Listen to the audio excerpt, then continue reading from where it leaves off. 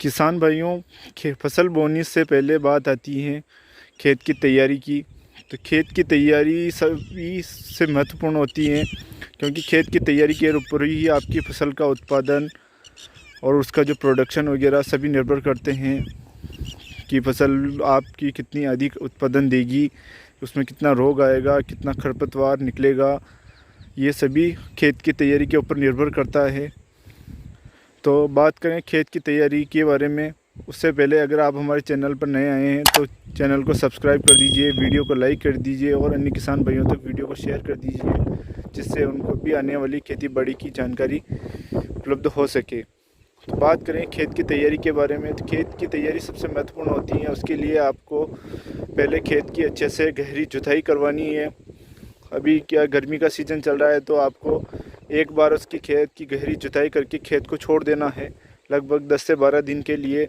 उसके बाद वापस खेत की दोबारा से उसकी जुताई करवानी है। आपको कल्टीवेटर से आपको गहरी जुताई करवानी है। गहरी जुताई कराने से जो आपके खेत में जितने भी खरपतवार के बीज होंगे वो बार बार ऊपर आएंगे, और ऊपर आने से जो है अभी जो मतलब गर्मी बहुत अधिक है और टेम्परेचर ज़्यादा है, 40 42 44 डिग्री तक कहीं टेम्परेचर पहुंच रहा है। उससे आपका जो खरपतवार का जितना भी बीज होगा वो बार बार ऊपर आने से गर्मी में ख़त्म हो जाता है, उसका अंकुरण नहीं हो पाता है। फिर लगभग किसान भाइयों के जो 60% जो है अपना बीज वारा जो रहता है वो गर्मी के चपेट में आने से, लू की चपेट में आने से ख़त्म हो जाता है और वो अंकुरित नहीं हो पाता है। तो ये एक महत्वपूर्ण बात है कि पहले जो है आपको खेत की गहरी जुताई करवानी है। गहरी जुताई करवाने के बाद उसको दोबारा से जो है आपको फिर से गहरी जुताई करवानी है। गहरी जुताई करवाने के बाद आपको क्या करना है कि अपने जैसे ये कोना है और एक खेत का ये कोना है इधर और एक ये इधर है, तो आपको खेत के कोनों से मिट्टी का नमूना नहीं लेना है। आपको खेत के बीच से जहाँ पानी का भराव नहीं होता है और जहाँ आसपास पेड़ ना हो, ऐसी जगह से आपको मिट्टी का चयन करना है।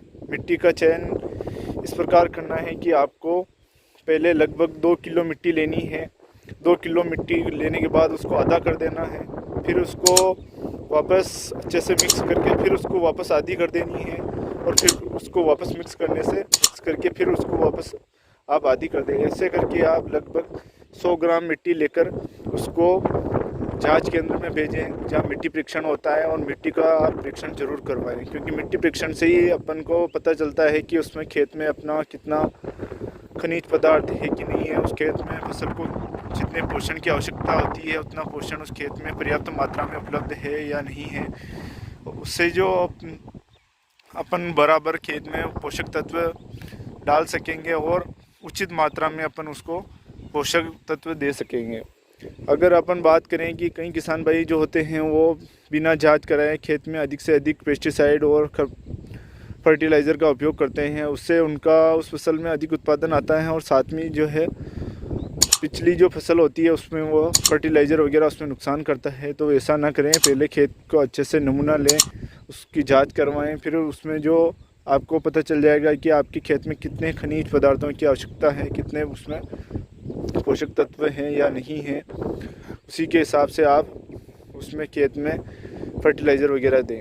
अगर किसान भाई आप साथ में जो है अभी बारिश का सीज़न आने वाला है और आप अगर उसमें खेतों में अगर मूंगफली, सोयाबीन जैसे उड़द हो गया अपना, या अपना कपास हो गया, अगर आप ये फसलें लगा रहे हैं तो साथ में आपको क्या करना है कि खेत में 2 बार कल्टीवेटर से गहरी जुताई करवा के फिर खेत को लगभग 10 दिन के लिए छोड़ देना है।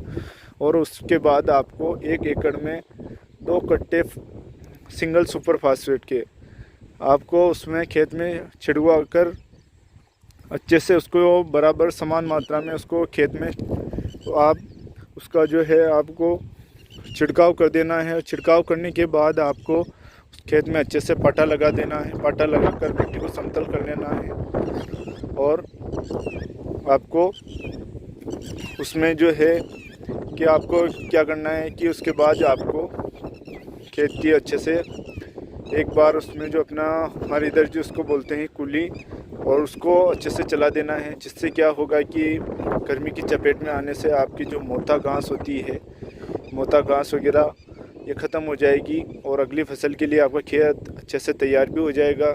खेत अच्छे से तैयार होगा तभी आपका उत्पादन अच्छे से आएगा, और अपना उत्पादन अच्छा आएगा तो अपने को मुनाफा भी अच्छा मिलेगा।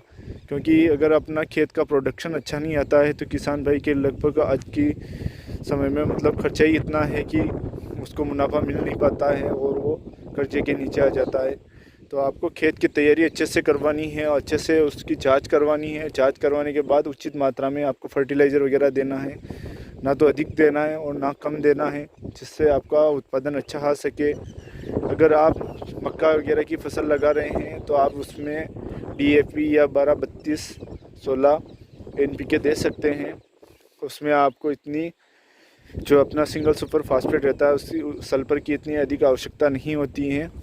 अगर आप जैसे मूंग की फसल लगा रहे हैं या उड़द की लगा रहे हैं बारिश के सीज़न में, या कपास लगा रहे हैं, सोयाबीन लगा रहे हैं, मूंगफली लगा रहे हैं, तो आप सिंगल सुपर फास्फेट अवश्य डालें खेत में। उससे आपकी फसल अच्छी होगी और अच्छा उत्पादन आएगा।